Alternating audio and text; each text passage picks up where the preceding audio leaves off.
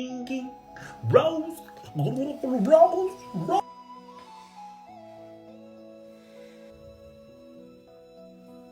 Rose, maar hoor jy my nie?